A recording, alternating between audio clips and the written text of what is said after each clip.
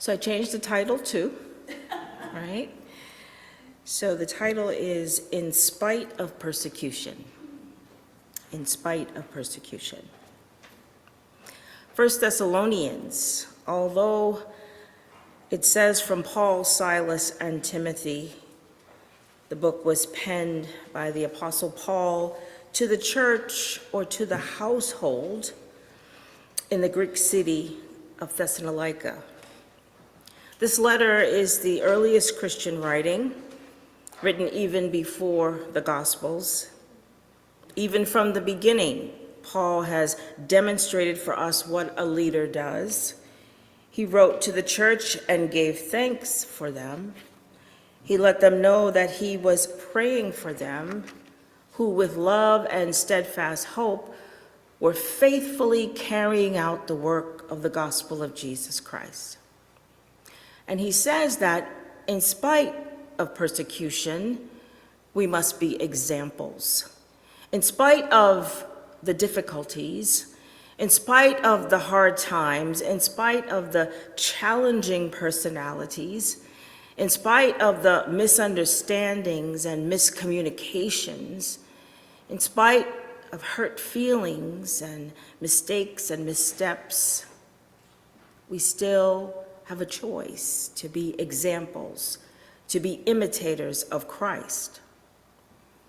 Paul, Silas, and Timothy founded the church in Thessalonica, and because of intense opposition from the Jews, the three were forced to leave the city. But after some time, Timothy returned to the church and saw that the church was striving, but the members were concerned about when they would see Paul again, but mostly about when they would see Jesus again. They were concerned about the persecution of their fellow Christians. When Timothy returns to Paul and makes his report, Paul then responds to the church's anxiety in this first letter. He reinforces that the church is in a season of waiting, and that while we wait with anticipation for the return of Christ, we should focus on strengthening, loving, and caring for one another in the here and now. That is our focus, to strengthen and to love and to care for one another in the here and now. While the church was anxiously awaiting the return of Paul and of Jesus, they began to meet in each other's homes to worship. But it became increasingly difficult to do so because of the Roman persecution. There were several reasons for this persecution. First, the Christians began to call themselves saints or holy, and their worship services were held in private. When the public learned that they were barred from Christian worship, their imaginations got the best of them, because secrecy often breeds distrust. Secondly, the Romans worshiped many gods, but Caesar was the Lord that they bowed to. So emperor worship was expected of all the citizens of Rome, no exceptions. Now, the Romans did not bother too much with the Jews because the Jews respected the laws, the Jews paid their taxes, and they were not trying to add to their numbers. But the Romans were struggling with the Christians because their numbers were growing, and they spoke about Jesus to anyone who would listen. So not only would they not bow down to Caesar, but they convinced others to do away with emperor worship. And so these early Christians were stepping on toes. The third reason for persecution had to do with communion. Christians were distrusted in part because of the closed and misunderstood nature of their worship. And so words like love feast and talk of eating the body and drinking the blood of the new covenant, well, it was alarming. Christians were suspected of cannibalism, incest, orgies, and all sorts of immorality. The early Christians were being persecuted for their beliefs and their practices, and sadly, this sort of religious persecution continues today in all forms: hate crimes, anti-Semitism, bullying, and even murder. As modern-day Christians, there is much in listening to what the early church had to go through. There is so much that we today take for granted. Simply the privilege of attending public worship in our church buildings. This is a huge deal. It's an amazing freedom. The privilege of celebrating the Lord's Supper, of sharing the good news of Jesus Christ. These freedoms were costly for the early church. Burning at the stake, crucifixion, being dragged to death, beheaded were just some of the ways the church members suffered. Yet Paul writes to this church, "Become imitators," he says, "of us and of the Lord in spite of persecution." Easier said than done, right? Become imitators of the Lord in order to become examples to all believers.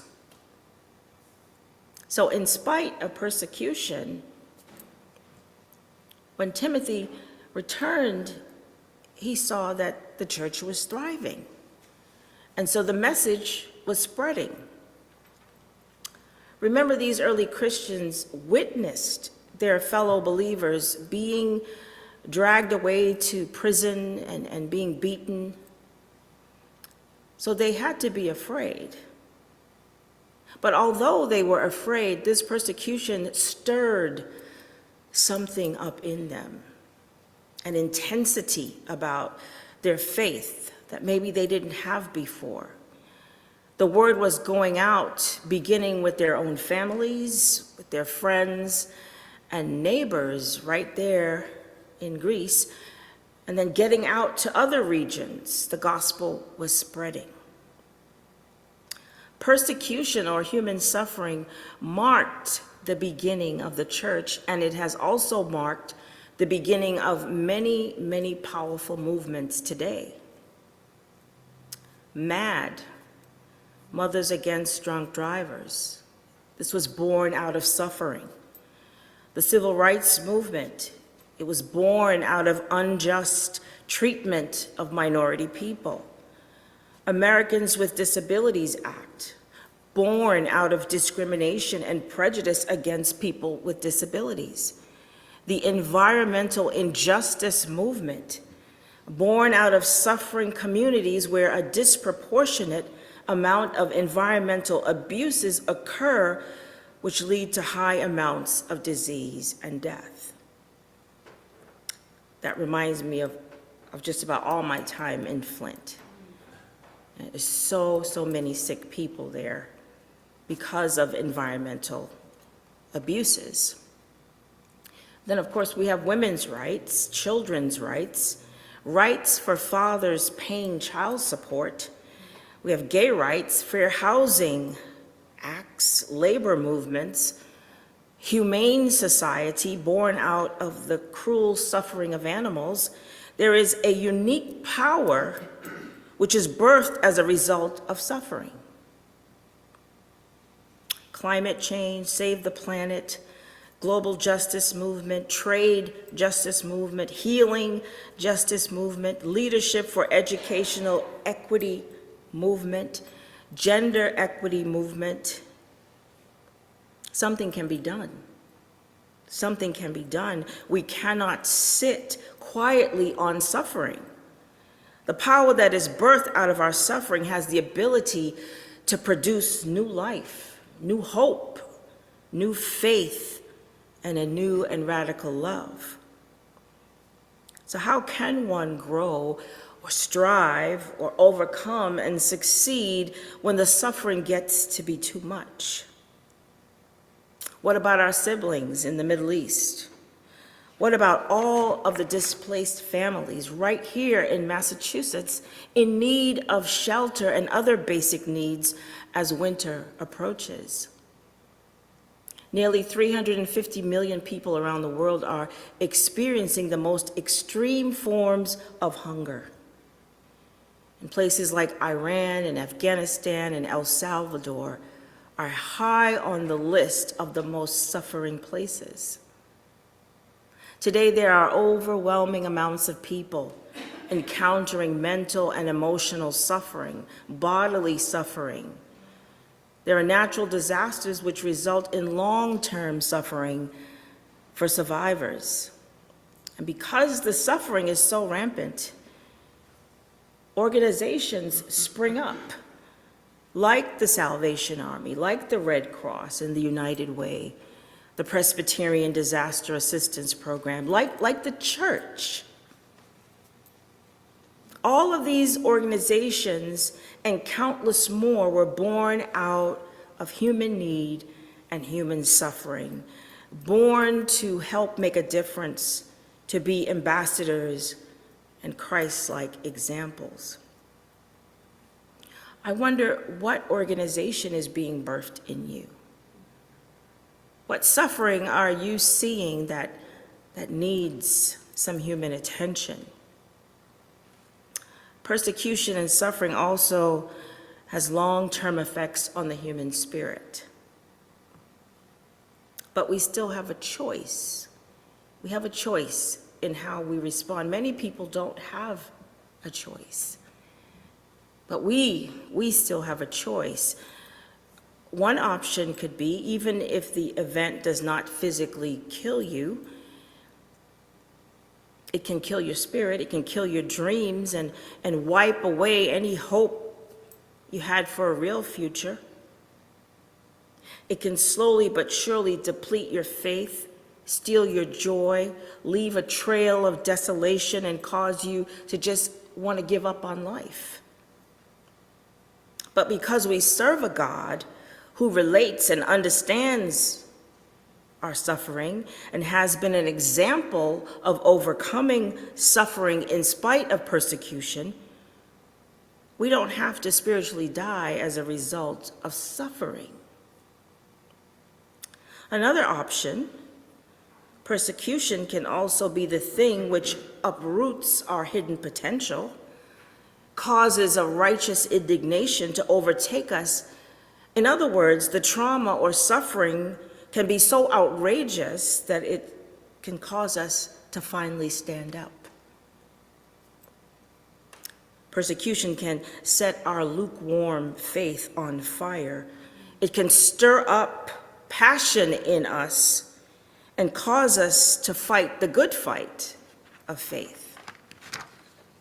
Suffering in today's world can unearth a cause like suicide prevention for LGBTQ plus youth.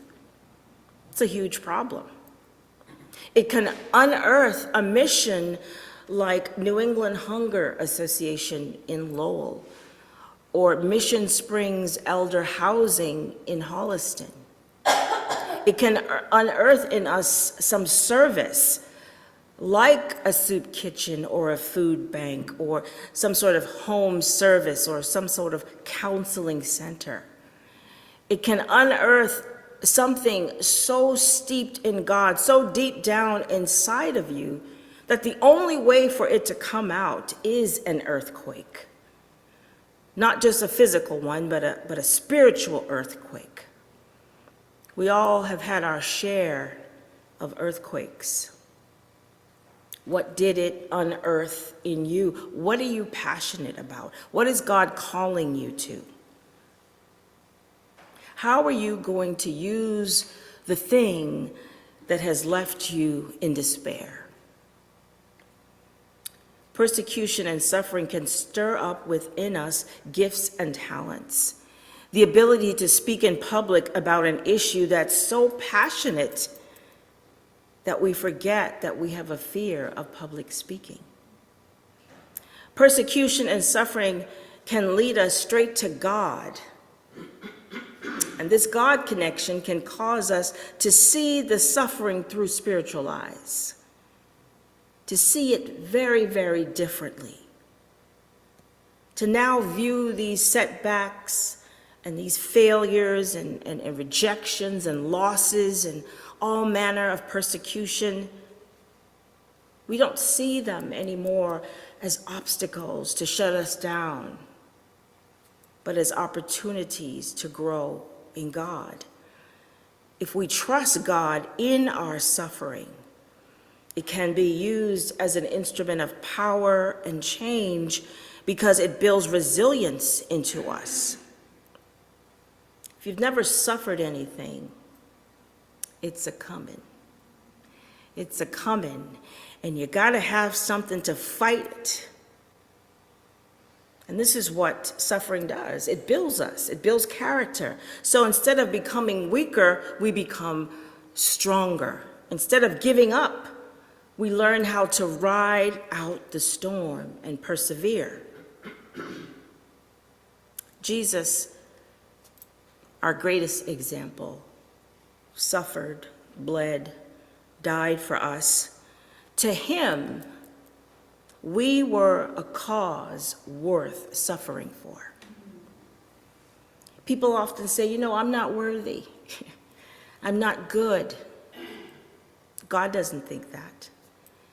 God thinks you're very good and you're very worthy. His suffering gave birth to Christianity, to our salvation, to new life, and to life eternal. When we suffer, because if you live long enough, you're gonna suffer. Let us remember that in spite of persecution, in spite of that place which feels like rock bottom, in spite of loneliness, in spite of things just not working out, in spite of low self-esteem, in spite of the breakup, in spite of whatever it is you're going through or dealing with, for those of us who still have a choice, we can choose to be imitators of Christ. We can be an example for others who desperately need one. And like Jesus, we can overcome the sufferings of this world. Amen.